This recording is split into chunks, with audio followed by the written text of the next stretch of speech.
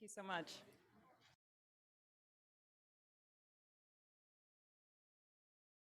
Well, I guess, okay.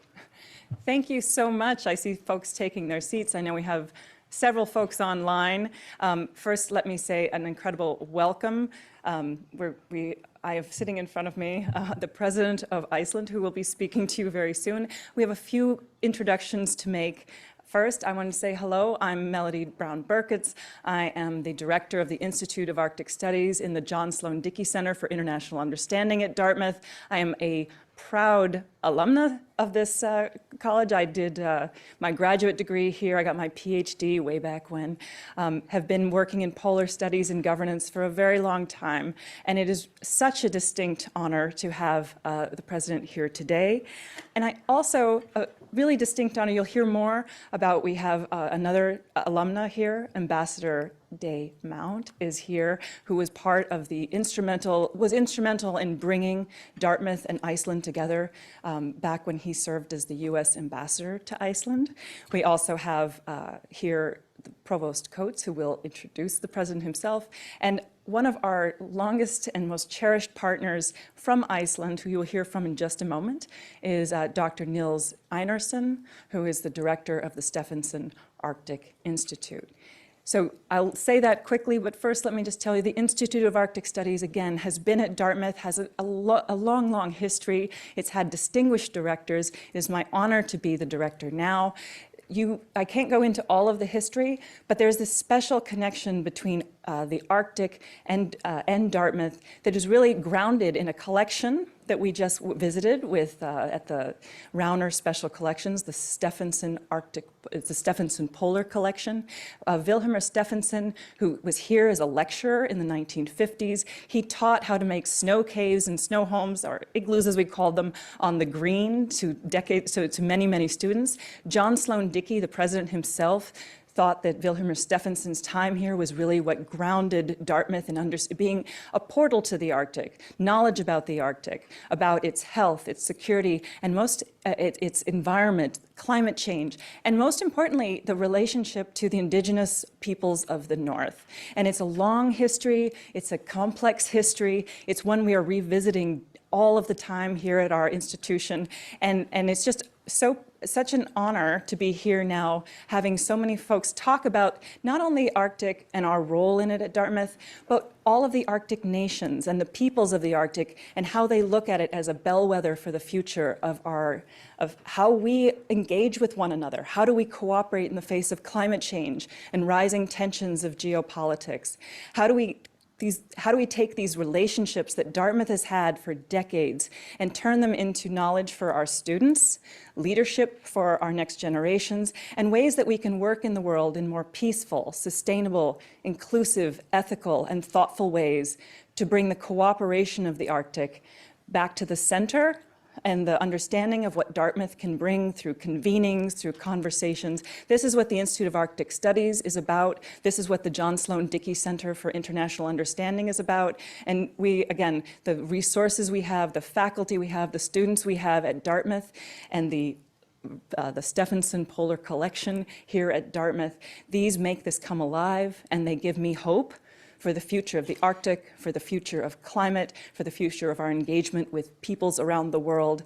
And you have a very wonderful time here to understand, a day here to hear this from the actual leadership of an incredible Arctic nation. But first, let me introduce Dr. Nils Einarsson of the Stefansson Arctic Institute, who will tell you a little bit more about the Stefansson Memorial Lecture that we have brought the president here to speak about. Dr. Nils Einarsson is an anthropologist. He's worked with Dartmouth for decades.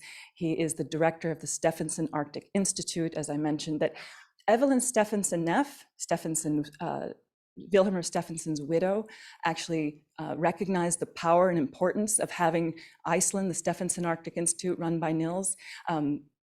come and work with Dartmouth at least once a year, and now it's becoming even more on joint partnerships to think about the future of the Arctic. So Nils has been an incredible partner to the Institute of Arctic Studies long before I was here. He worked with Ambassador Mount, he worked with the first Institute of Arctic Studies director, Oren Young, and it's my honor to have him come up to the podium and tell you a little bit more about the Stefansson Memorial Lecture we're about to have today.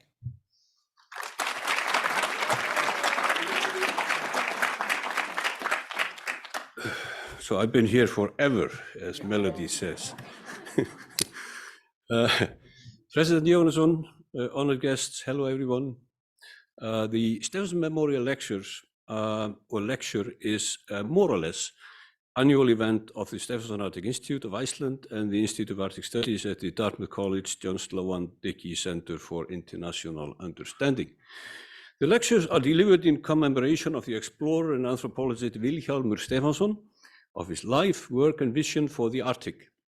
These lectures are generally held in the autumn, around the time of Stefansson's birthday, which is November 3rd. He was born in Árnes, Manitoba, in 1879, of Icelandic parents who had emigrated from Eyjafjörður, North Iceland, 3 years earlier. And the lecture is supported, as Melody said, by the Evelyn Stefansson Neff Endowment. Now, the first Stefansson Memorial Lecture was delivered and given in Akureyri in Eyjafjörður in 1999 by Professor Oren Young, who was then director of the Institute of Arctic Studies here at Dartmouth College, on the subject of creating an Arctic sustainable development strategy. As always, Oren did a fantastic job being his usual intellectual beacon of informed insight and experience, and an outstanding scholar drawing a picture of the Arctic as a complex geopolitical world, but also the homeland of some 4 million people in need of nimble, nuanced, and culturally and historically sensitive governance pathways. Oren's emphasis was on the importance of respectful collaboration between research and Arctic inhabitants, indigenous and non-indigenous people and peoples, in the pursuit of creating knowledge that reflects local realities, useful for designing policy roadmaps for equitable and sustainable futures in the Arctic. This paradigm is also very much at the core of common values and goals shared by our two institutes, the Institute of Arctic Studies and the Stef Institute in Akureyri, and has been the base of our excellent and fruitful joint journey the past quarter of a century. Having the Institute of Arctic Studies in Dartmouth as our main international partner has been crucial in our work in Akureyri, and this is something we will be celebrating with new projects and initiatives during the Stefansson Arctic Institute's 25th anniversary next year. And very special and warm thanks are due to the Institute of Arctic Studies directors, Oren Young, Ross Virginia, and Melody Birkins. But since Oren set sail for the lecture series in 1998, we have had an outstanding and impressive crew of individuals, researchers, policymakers, writers, and thinkers give the lecture. They have all made important contributions to the Arctic for a better understanding and robust and informed policy to the benefit of Arctic inhabitants and environments. This will be the 20th or perhaps the 21st lecture in the series. I'm actually not quite sure, and I blame it on the Swedes, as they provided 2 lecturers for the 2004 Stefansson Memorial Lecture, which was part of the program for the visit of the Swedish Royal Highnesses to Iceland that year. When both Foreign Minister Laila Freivalds and Professor of History Sverker Sörlin gave excellent substantive talks.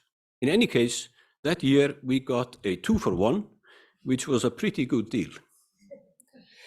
Now, the year before, in 2003, the lecture was delivered by the Governor General of Canada, Mrs. Adrienne Clarkson, And 20 years ago, in 2002, it was the then president of Iceland, Dr. Ólafur Ragnar Grímsson, who gave the lecture here at Dartmouth College, speaking to the subject of the Stefansson Dartmouth legacy and the role of America, Russia, and Nordic countries in the future of the North.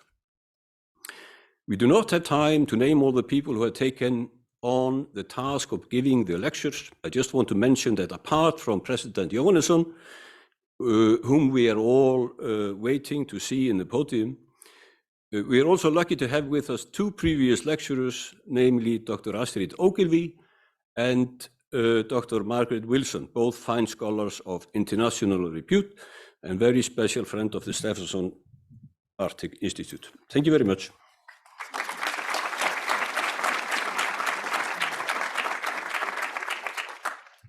And it is my honor now to welcome to the podium the Provost of Dartmouth College, David Coates.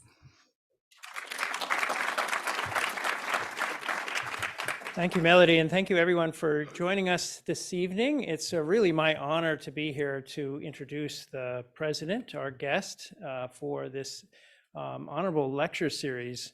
It's really also on behalf of the college a true honor for Dartmouth to host the president of Iceland, a distinguished scholar as well as one of the country's foremost political leaders.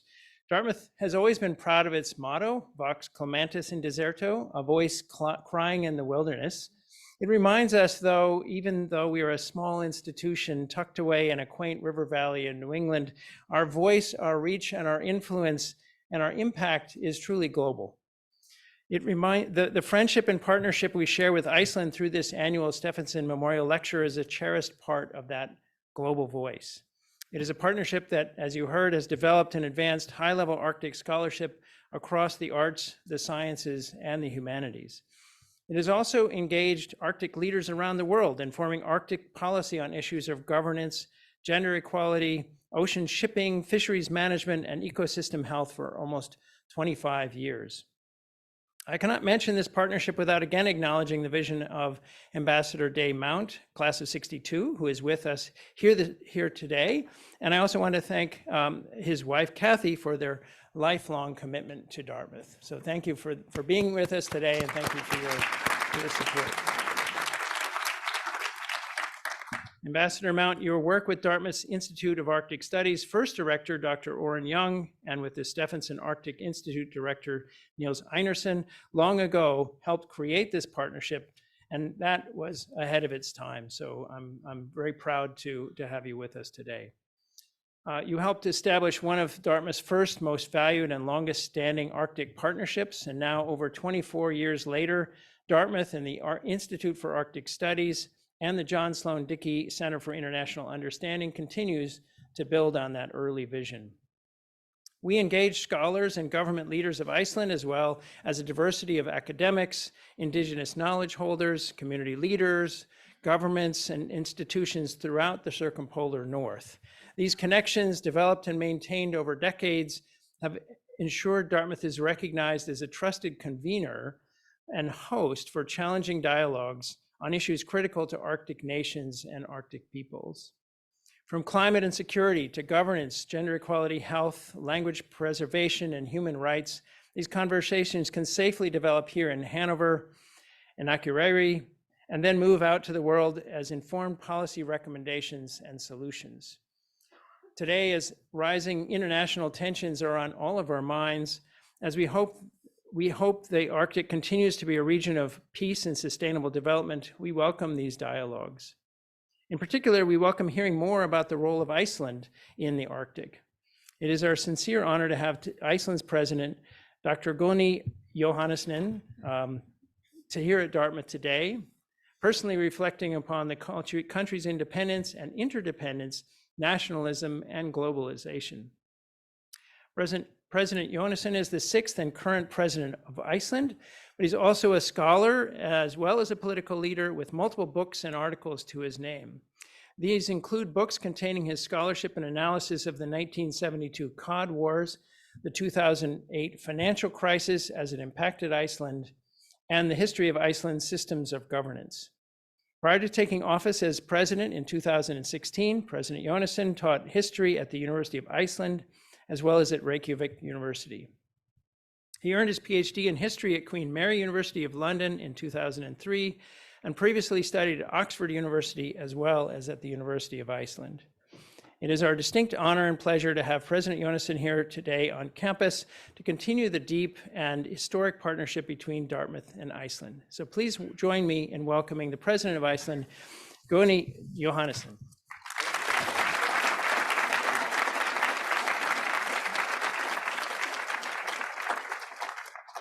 Dear Provost, directors of the Institute of Arctic Studies and the Stefansson Institute, dear students, everyone else, kæru landar, gaman að sjá ykkur hérna, kæru Íslendingar.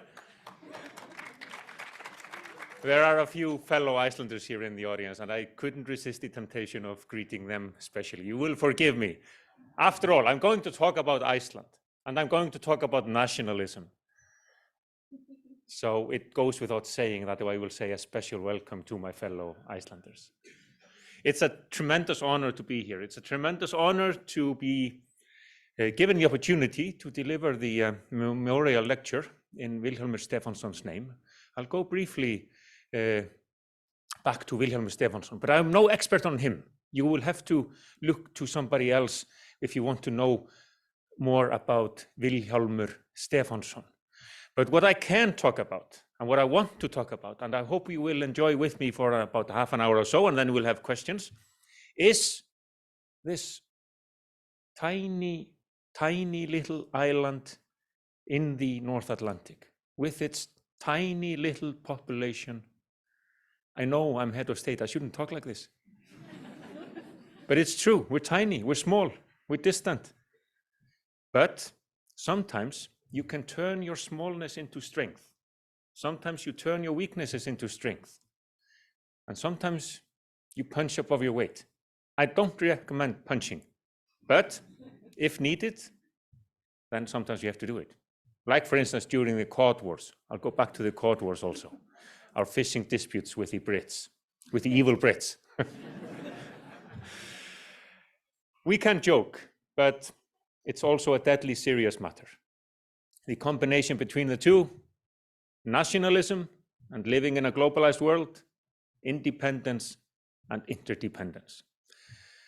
So come with me on a journey to this small island. It's not only small, it is one of the youngest islands on Earth. It's only about 16, 17 million years old. That's young in geological terms. And a factor rising from that is our abundance of geothermal energy. Iceland has volcanoes and hot springs and hot water underground, which enables us to heat our homes through the use of geothermal resources and also generate electricity. And we have glaciers, receding glaciers due to climate change, but still an abundance of water in waterfalls, enabling us to create or use hydropower. But also, when you look at a waterfall, what value does it have? Yes, you can harness it, create energy, build a factory, aluminum factory. Everybody benefits, yes? It's not so simple. A waterfall can also have value on its own, in its majestic beauty, especially when we get foreigners to come to Iceland and admire that waterfall. So all of you, we are all particularly welcome to Iceland and to enjoy its nature in all its splendor. So it's a young island, 16, 17 million years old, yes. It is also a young society. Iceland was one of the last territories on Earth to be discovered by us human beings. Yes, some islands in the Pacific, almost certainly. Madagascar, if I know my history correctly. But then Iceland, settled by humans for good in the probably in the 8th, 9th centuries at the earliest. Yes, there may have been some people who strayed there before, but proper constant settlement began in those centuries. So it's also a very young society in that regard. And very few people live there. How many people live in Iceland? It's me, Mom, 372,000, and now I'm guessing 682 people by the last count. So it's very small by whatever measure you take. A very small island in the middle of the Atlantic. It's also a young state. I'm not gonna tire you with a long talk about how we moved from being settled in the 8th and 9th centuries to where we are today. But in the briefest of explanations, Iceland was settled, yes. And there was what we can call a commonwealth in the first few centuries. Then there was civil strife, civil war. Iceland came under Norwegian rule and then Danish rule. We got home rule from Denmark in 1904, sovereignty in 1918, practically full independence, but we still had the King of Denmark as our sovereign. But then in 1944, full independence. Iceland became a republic in the middle of the war. The Danes weren't too happy about it. It's a complex story, but basically we said, we have the chance to become independent, and that's what we want to do. So goodbye. But it was a nice breakup. There was no violence. And I have said so, and will continue saying so to my Danish friends and others. If you have to pick a sort of colonial master, I would go for Denmark. They were pretty nice to us. So it wasn't a violent breakup in any sense. But you become a republic, and then you need a president. If we hadn't taken that step, I wouldn't be here. Who should become president? Well, in the late 1930s, we in Iceland could see what might happen in the not too distant future. We're going to found our own republic. And who should become president? Well, there was a poll, and who came first? Yes, our good old Vilhjálmur Stefansson. And now I'll tell you what I know about Vilhjálmur Stefansson from not having, before I sort of prepared for this lecture. Born of Icelandic parents here in North America, and became, through his research and voyages up in the cold north, up in the Arctic, well known internationally. And as we Icelanders felt and realized, probably the best known Icelander, even though he was not born in Iceland, did not have Icelandic citizenship, we called him our own because he was of Icelandic ancestry. He spoke Icelandic. He had strong ties to the old motherland. And why not make him president? It didn't turn out like that, but it shows our affection for him. And it shows also our need to be recognized. We chose another president, Sveinn Björnsson, and I'm the 6th in line. But in 1944, when Iceland became a republic, the question immediately arose, can we do it? Can we survive there on our own? Yes, we're 372,000 or whatever I said, at the last count now. But back then, 140,000 people or so. And those of you who know history and international relations quite well, there weren't not that many independent states in the world in the mid-1940s. Can Iceland survive on its own? That's a question that can maybe fill you with self-doubt, but it can also fill you with the spirit of, yes, we're going to show them we can do it. So as I move along later on to the question of nationalism and its positives and disadvantages, being independent can bring this advantage. I'm going to show them That's the spirit that Icelanders felt in the mid-1940s. We're going to show ourselves and others that, yes, we can survive on our own. But it needed a few steps still. You got political independence in 1944, real independence, but we needed to gain full sovereignty over our natural resources. Iceland, a rock in the middle of the North Atlantic, fisheries was of primary importance for us, for our economy. In the 20th century, there wasn't hardly anything else that provided us with foreign income, which generated profit, exports. It was fisheries and nothing else, practically nothing else. Problem there were others interested in the fish of Iceland, primarily the British. Now, I have nothing against the British, but we had to solve this issue. There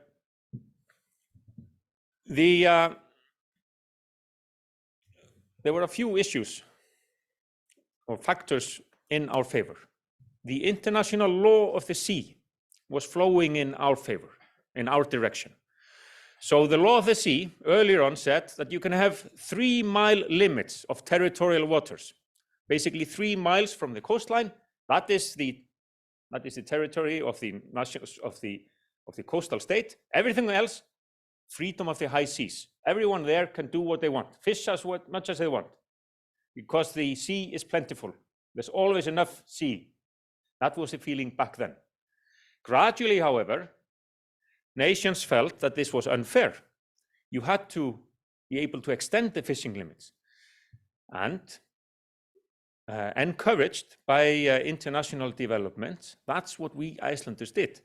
We moved from 3 miles to 4 miles in 1952. 1958, from 4 miles to 12 miles. 1972, 12 to 50.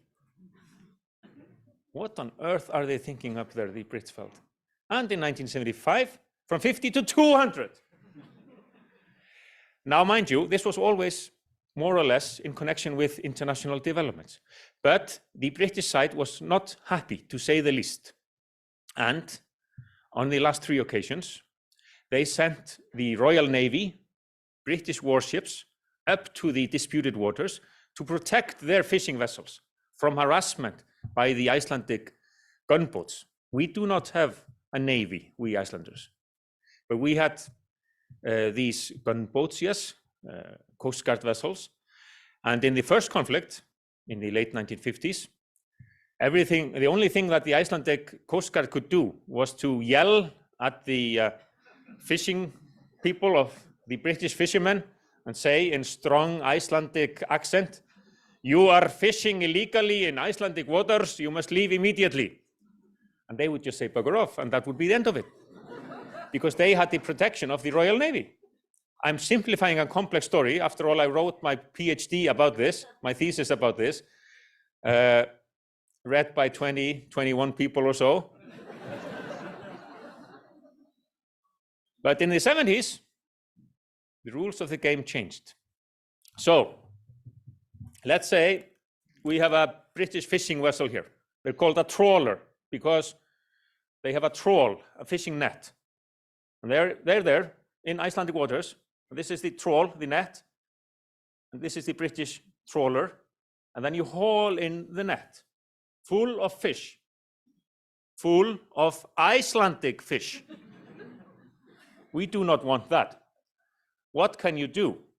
Well, Iceland's contribution to international warfare is the wire cutter. You have a trawl, you have a fishing trawler, and you have wires in between. So Icelandic Coast Guard vessels would sail in the wake of the trawler like this, with the wire cutter, cut the trawl wires. So down goes the trawl, full of Icelandic fish, and you have a very angry fisher captain here. And this proved the key to our success in the Cod Wars. But along with the development of the law of the sea. So I'm not saying that this was the only reason why we had gained full victory here, but a key factor, this changing rules of the game in the disputed waters. That and the law of the sea, and then there was a third point. Iceland is in the middle of the North Atlantic. To be in the middle of the North Atlantic in the mid-20th century gives you great strategic importance in the thick of the Cold War. Yes, we gained independence in 1944, late in the Second World War. Then that war ended. We had occupying forces during the war, first British occupying forces, and then a US presence, military presence, through an agreement with Iceland. And the occupation was friendly. It is said that the Icelandic Prime Minister was woken up one evening or one night in May 1940. Sir, I can see warships on the bay outside Reykjavik, and there are planes in the sky. And he asked, well, can you see where they're from? They're British, sir. And then he said, well, then I'll fall asleep again, because it was a friendly occupation. It was not the Nazis, which was feared at the time, of course, because Iceland was so strategically important. But anyway, the war comes to an end, but the Cold War begins. And the Americans feel that they have to have and maintain a military presence on this vital stepping stone in the middle of the North Atlantic in the war between East and West. So in 1951, the American forces return through an agreement with the Icelandic authorities, through a defense agreement that is still in place, but the military forces are gone. They left in 2006, unilaterally. The Icelanders weren't too happy about it at the time. They felt they should have been consulted, but there we are. In the latter half of the 20th century, when Icelanders were fighting the British over the fishing grounds, they could use this strategic importance, you see, to their own advantage, to our advantage. To again simplify matters, we picked up the phone, called Washington, and said, listen, we are fighting over our vital resource, fisheries around Iceland. If you do not tell the Brits to back down, we're going to shut down that base of yours. We're going to leave NATO. I am simplifying terms. I am exaggerating. But this was the feel. This was the feeling. And the feeling in Washington was, in turn, the message to the British side. Come on, what is more important, a military base up in Iceland or some fish? So they put pressure on the British to back down, and that mattered as well. So you see how all these things connect. Access to natural resources, independence, law of the sea. Because we Icelanders must not forget that developments in the law of the sea benefited us. International law benefited us. Agreements, international agreements benefited us. If that had not taken place, everything would have been that much harder. If the might of the strong would have ruled supreme, we would not have secured a favorable outcome. So it was not only the wire cutters, although that is the fun part of the story. So here we are. We have gained economic independence. We have gained political independence. What are we going to do about it? This brings me again to maybe Vilhjálmur Stefansson and nationalism and Arctic affairs.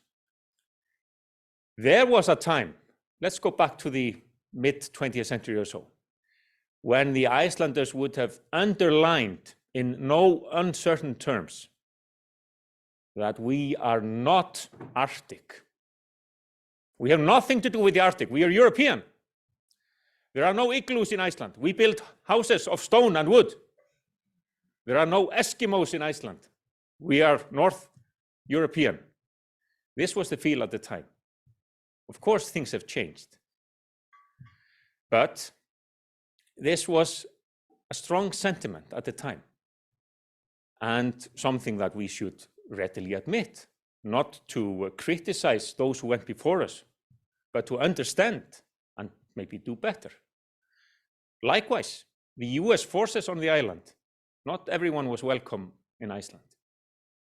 no colored persons, please. That was the message from Iceland in the 1950s. And we need to acknowledge that, because if we do not, we will not do better now or in the future. And we learn from the mistakes of the past to make the world a better place now and in the future. And I'm not saying that Icelanders were inherently evil, far from that. But you also have to imagine a small insular nation, a nation that is constantly, like I said, thinking, can we do it? And it brings a sense of sort of feeling that we need to hold on to what we have. And that is the challenge that I want to address now as president and as historian and just simply a human being as well. How do we combine the two? A love for your country, a love for your history, a love for your community, and being open, inclusive, tolerant, understanding, accommodating, welcoming, independent, interdependent. That's a tough call.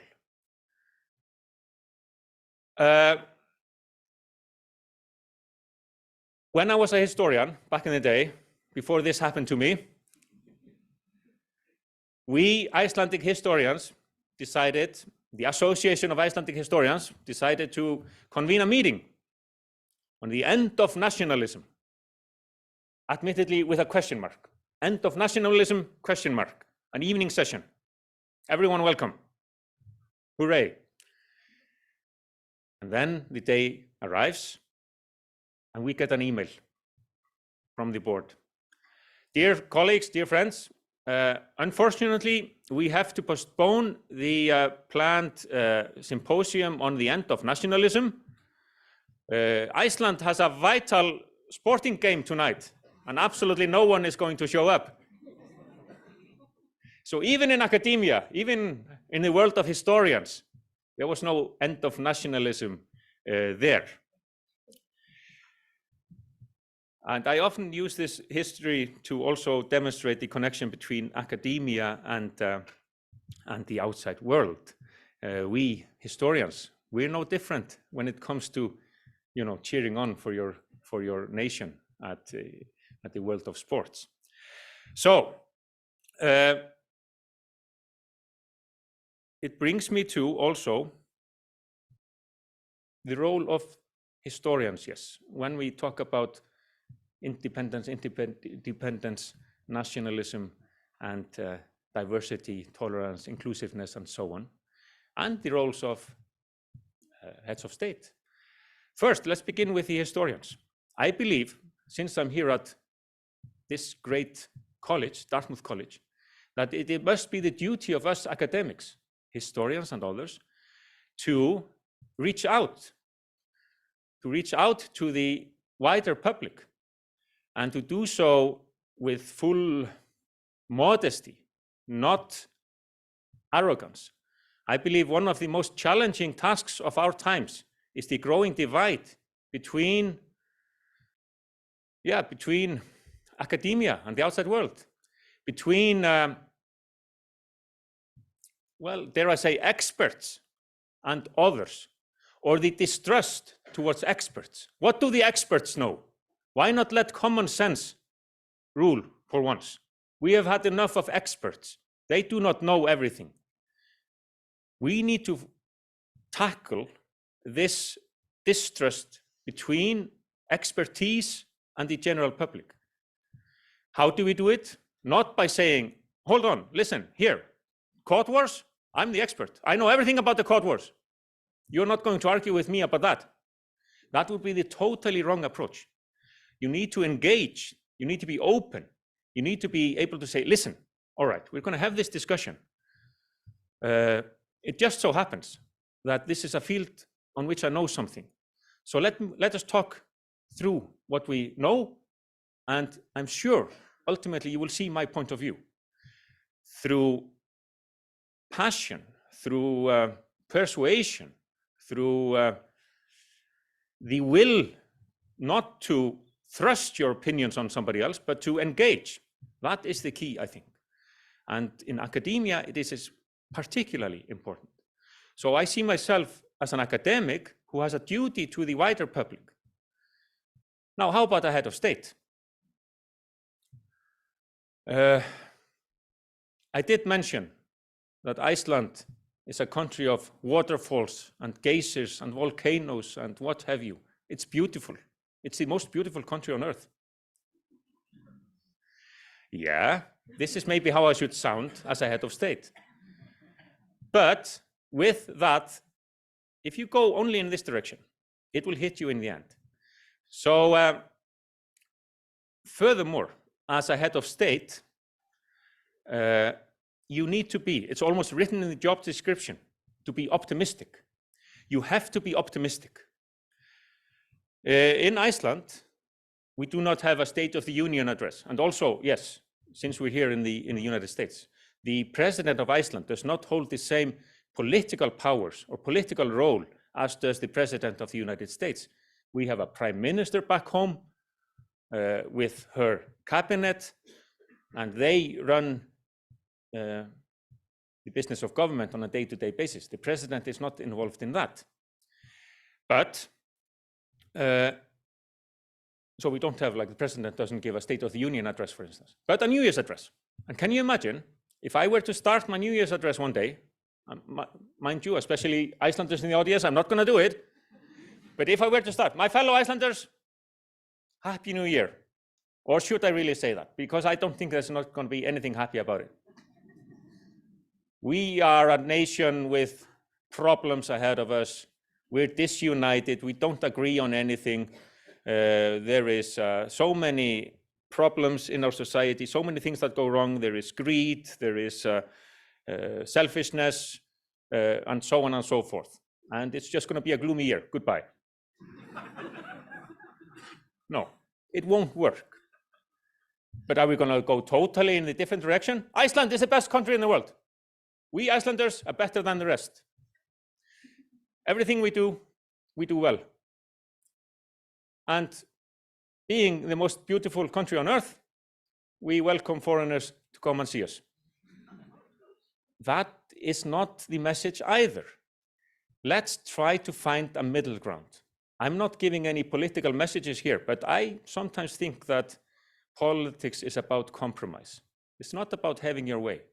Even though you might want to have your way, when you think about it deeply, no compromises, and the middle ground might be best for the overall situation. So there again, we need to combine a passion, love for your country, an optimism, but also a certain sense of realization, especially during these times when we have so many challenges. Now, this is an ongoing joke for me. When I started running for president in 2016, I was a complete novice, not involved in politics at all, never belonged to any political party. It's not a political post per se, although politicians have been presidents in Iceland, or previous politicians.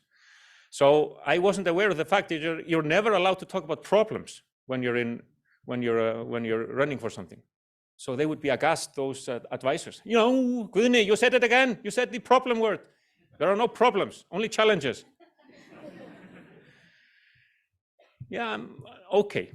There are many challenges ahead of us. You students in the audience, I'm guessing many of you or some of you are studying something that must have to do something with climate, must have to do something with climate change, must have to do something with energy, must have to do something with how we treat the planet.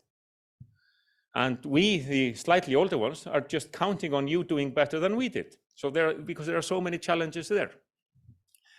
War in Europe, Russia's invasion of Ukraine, energy crisis. We Icelanders count our blessings with our abundance of green energy, but others are not so fortunate on that continent. So challenges there are, and it would be foolish to be blinded by some empty optimism. But at the same time, unless we have the optimism, unless we have the drive, yes, we can do it, everything will become that much harder. So that's why, for instance, when I meet with students back home who say, like, the world's going to the dogs and you are not doing anything about it, and we're going on strike, And that's just the only option. And I will say, like, all right, fine, let's go on a strike, climate strike, once in a while. But in between, study, find the solutions. I had the privilege of being the first passenger back home earlier this year on a plane, on an electric plane. That might solve something. That might reduce our CO2 footprint. You always feel a bit guilty when you fly now. There's a solution there. Another solution, back home, and in other parts of the world, mind you, you can drill CO2 into the ground. You can capture it, drill it, turn it into stone. That's another aspect where science is helping us. So let's, and I'm coming to the end of my talk here, before, if there are any questions, I'd be happy to answer them. That's how we should tackle things. And that's how, it's the same spirit that we felt back home in 1944 when we said, yes, we're going to show them we can do it. That's the spirit we need. But if that spirit is not connected to realism and an admittance of the mistakes you made, then we truly have challenges ahead.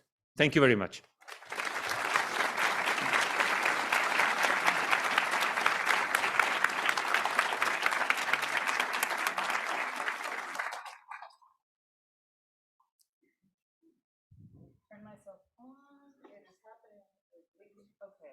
On. Thank you, President Guðni. And I am going to open up the floor to questions for you. And I have two folks who are very kindly going to run a microphone, if you wouldn't mind, for folks on the web, if you wouldn't mind getting the microphone to you as you answer, or you give your question to the President. And let me start with any hands up with questions. Oh, we have one right here. Oh, hello, Dr. Snyder. Takk fyrir. Oh, takk sömuleiðis. I have a question about individual transferable quotas. And I'm wondering if you, with your expertise, with your history, can tell us a little bit about the lessons that we have learned from Iceland about this management instrument. That is true. Thank you very much. We're going to talk more about fish now. Bear with us for a few minutes. Yes, so we won the cod wars. We kicked the foreigners out. We had this fishing resource for ourselves. For a few years afterwards, after 1976, when we got the 200-mile exclusive economic zone, there was the feeling in Iceland that this basically meant that we could catch as much as we wanted. Took us a few years to realize that if this were to continue, the stocks would be depleted. There isn't always enough fish in the sea. It's a lie. So this led to a transition from basically free-for-all fishing, and again, I'm simplifying matters for clarity's sake, to a quota system. So in the early 1980s, a maximum catch allowance was set, whereby, based on the fishing experience of the previous 3 years, you would get a percentage of the total. Let's say you had caught, I don't know, your fishing company had caught in the last few years annually, on average, 10,000 tons of cod. And that would be 15% of the catch that year. You would be able to catch that. That would be your quota. Fair enough. This seemed to be working, but, and now I'm entering very sensible territory in Icelandic history, in Icelandic current affairs. The feeling was that for the fisheries to develop, you would have to be able to transfer the quotas from one fishing vessel to another, from one fishing company to another. Somebody might want to stop, somebody might want to expand, so let's be able to transfer the quotas. Sell one quota from one fishing boat to another fishing boat, or a fishing company to a fishing company. Fair enough. This seems to be smart. This gives you a flexibility in the industry. However, imagine a small fishing village in the remote part of Western Iceland, the West Fjords of Iceland, a glorious part of Iceland. But the owner of the fishing company there decides that it's usually a he, is going to call it quits. Or he has such a good offer for his quota that he can't resist it from a big fishing company down south. So he sells the quota. All right, in the name of efficiency, this seems the right thing to do, but not if you live in that village. This is, of course, the disadvantage of a transferable quota system. Everybody realizes that, but how to solve it, how to maintain the efficiency of being able to transfer quotas without this potential devastating effect on small communities is a question I do not have the answer for, and unfortunately nobody has the best and clear answer for it. But this is an ongoing issue in Icelandic politics and in Icelandic society. However, and I'll conclude with that, everybody realizes that you have to have a limit. You have to control. We cannot go back to the old days where you could just go out and catch. That's gone forever, and everybody realizes that. And furthermore, just to conclude, maybe we're moving to, well, we like to think in Iceland that we support sustainable fisheries. Maybe we're moving more and more towards fish farming.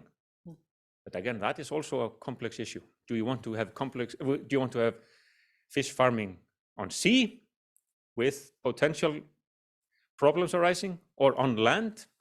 This is another aspect of Icelandic fisheries with many, many challenges. But I hope I gave you a sort of short description of how the system of transferable quotas works, its potential advantages and disadvantages.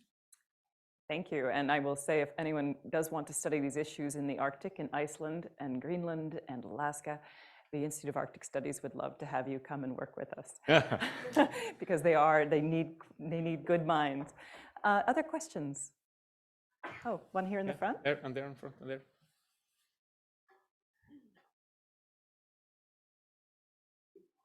Hello. I'm curious, what do you think are some of the biggest challenges that Iceland will face in the next 10 to 20 years, whether politically, economically, socially, or environmentally? Well, environmentally, we're all in the same boat. Climate change will affect us all, not only in terms of warming of the planet, which we see before our eyes in Iceland as the glaciers melt. Now, somebody who would not believe in the theory of global warming would say, well, the glaciers have retreated and advanced, forever, and they will continue to do so. But then our reply must be, yes, but since the Industrial Revolution, we have been polluting, we have been affecting the planet in ways that was not the case. And therefore, we are seeing these extremes in development, in changes from hot to cold. And that is one of the challenges facing us. Another challenge directly connected to that is the fact that with ever increasing extremes in weather patterns, you will see more migration, you will see more people fleeing their homes, you will see more political instability, you will see more refugees. Iceland has changed tremendously in the last few decades. When I was growing up, there was one kid in my class we felt was very exotic. His mom came from Sweden. Otherwise, we were all the same. Icelandic parents, Icelandic names. Practically everyone belonged to the state Lutheran Church. We all looked the same, pale. Now, around, somebody might have to correct me if I'm wrong, but I think now about 20% of the people in Iceland are either foreign born or their parents were born abroad. This has enriched Icelandic society, but increased immigration has created challenges. I know and feel and I'm confident that we can solve those challenges. We do not have to create those challenges to begin with, but there they are, let's face it. One related aspect is the future of Icelandic. I want to make sure that we will continue speaking Icelandic, but I do not want the good language of Icelandic to be a barrier in Iceland. So if you do not speak Icelandic, there is a glass ceiling, or there's just an obviously clear ceiling. You cannot advance. I'm not saying, if you're a member of parliament, you have to be able to speak Icelandic, and I will always defend that. That's not, discrimination. That's just the fact that we live in a country called Iceland with an Icelandic parliament. But other aspects of society,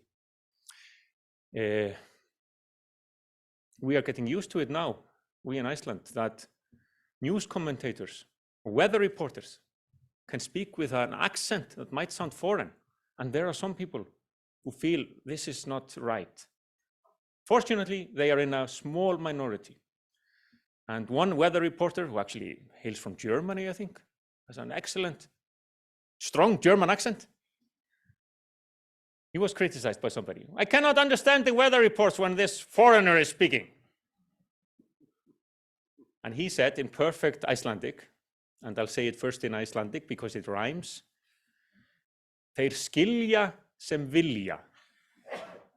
In English, those who want to understand will understand. So we just want to solve whatever complex issues may arise through immigration, through the fact that people are not equally as good in Icelandic as we who are born there, and so on and so forth. So climate change and resulting migration in the world, those are aspects that we have to face just like others. But at the same time, Iceland is a small nation, and it has to be said that there is not a strong willingness to accept more people fleeing war or poverty than is considered necessary. We know better than others there. Thank you. Another question. Oh, Yeah, there was one there in the front, and then one here and there. Yes, please. So. He was also there in the front. He was. Oh, did I have another one I missed? My apologies. Oh, did you not see? So yeah. One here first or no? Yes, we go here first. I'm sorry, I didn't see you first, and then we'll go to. Okay. Yeah. Thank you, Mr. President. I was curious, given the vulnerability of the country to climate change, what your opinions are on the state of international collaboration addressing climate change, and also any thoughts on the current United Nations conference on climate change. Yeah, well, global leaders are convening in Cairo as we speak, and others, CEOs and what have you. The government of Iceland, led by the Prime Minister, who's there, is determined to aim for carbon neutrality. Now I just can't remember whether it's 2030 or 40 or 50 at the top of my head. I should remember it, but the goal is there, and to reduce CO2 emissions. So all I can say is that the Icelandic authorities are determined to do what they can. But you will find people in Iceland who will complain that the goals that the government has set itself are way too modest, that we need to do way much more. And I just cannot either comment on it or actually safely or state with any conviction whether that is right. We have a coalition in Iceland, three-party coalition, because you have the system of proportional representation. So it's a combination of three parties in the government. One of them is basically left-green alliance, so it's a green party, and the prime minister is a member of that party, so it goes without saying that they have green emphasis on their policies, but in a coalition you cannot get everything you want. I allow myself to be cautiously optimistic. I allow myself to think that we can find solutions like the ones I mentioned: aviation, electricity, not as much pollution, drilling CO2 into the ground, reducing CO2 emissions. So I'm sorry I can't give you a more definite answer there, but and again with the international deliberations going on in Egypt now, I listened with attention to the United Nations Secretary General saying, you know, we're on the edge of the abyss.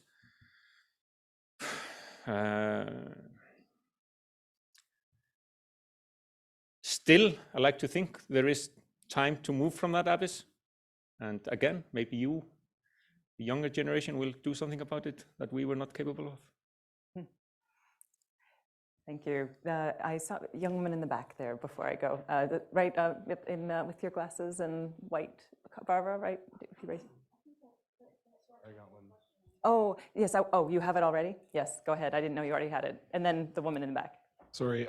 Do you see wire cutters as a good future defense for Iceland? Or I also like you said you didn't have much of a navy in the 1940s. Yeah. Is that still true? Kind of what's Iceland's defense situation, I guess? Yeah, that is true. And I mean, with the security climate now, you have to ask yourself, like, how can we defend ourselves? Food security, I should have mentioned that when I talked about challenges of the future. How, if worst comes to the worst, how are we set for food? Britain left the European Union a while ago, as some of you may know.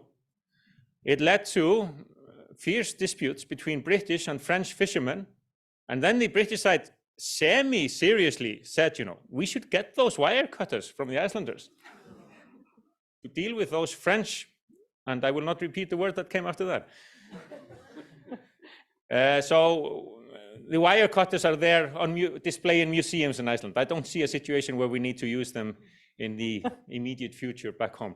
No, we did not have a navy, but we had a fleet, a Coast Guard fleet.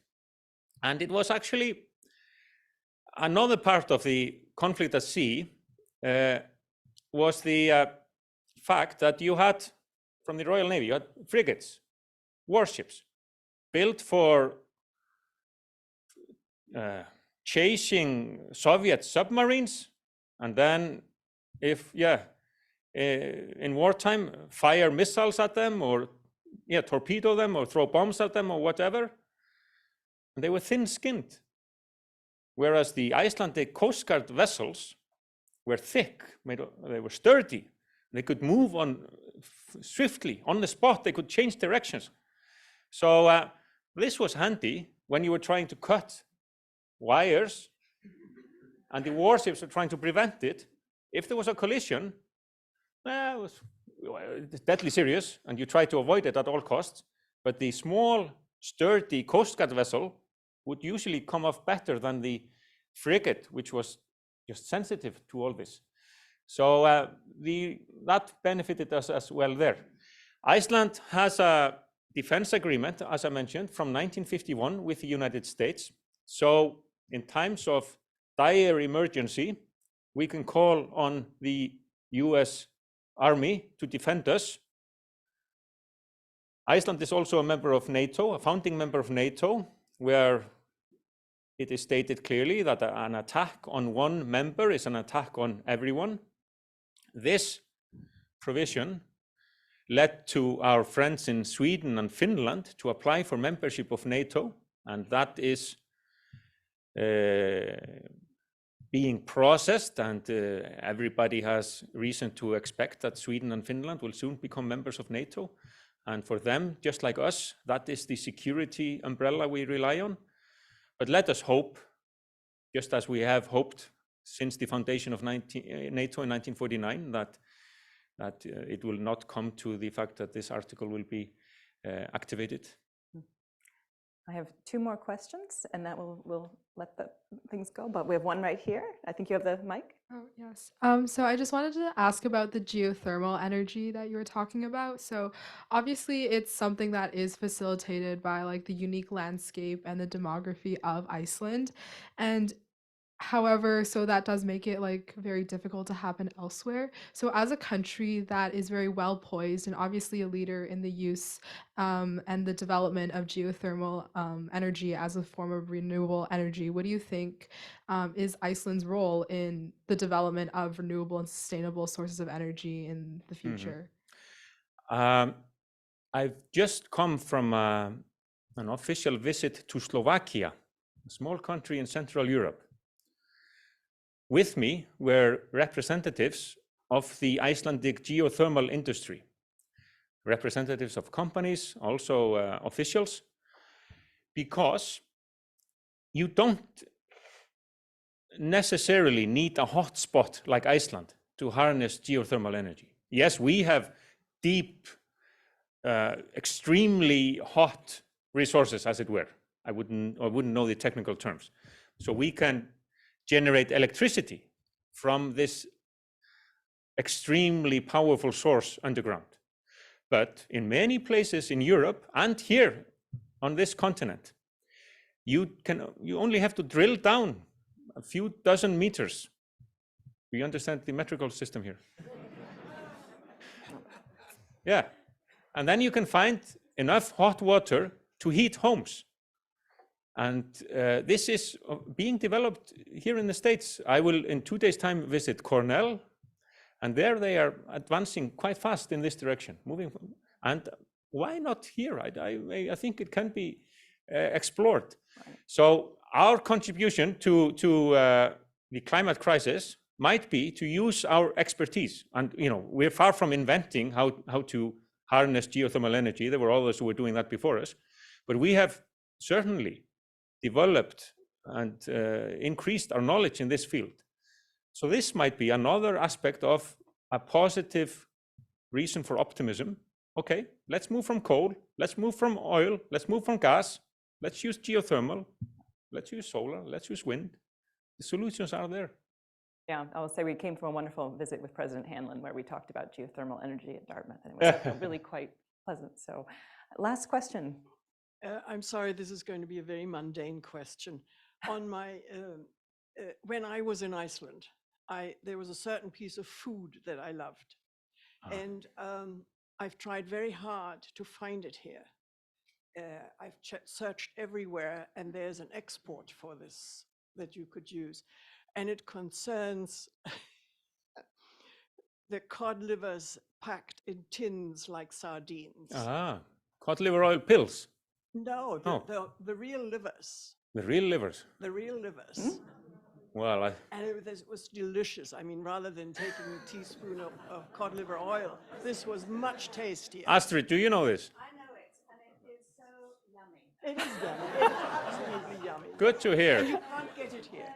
It's birch smoked cod liver. Birch smoked cod liver, all right. Yes. And when I got to the airport, I decided I was not going to shop in the shop, but get it at the airport, and all that area of the shelves was empty, so I couldn't bring any home for a year's supply or something. Well, I will have a word with someone. This is.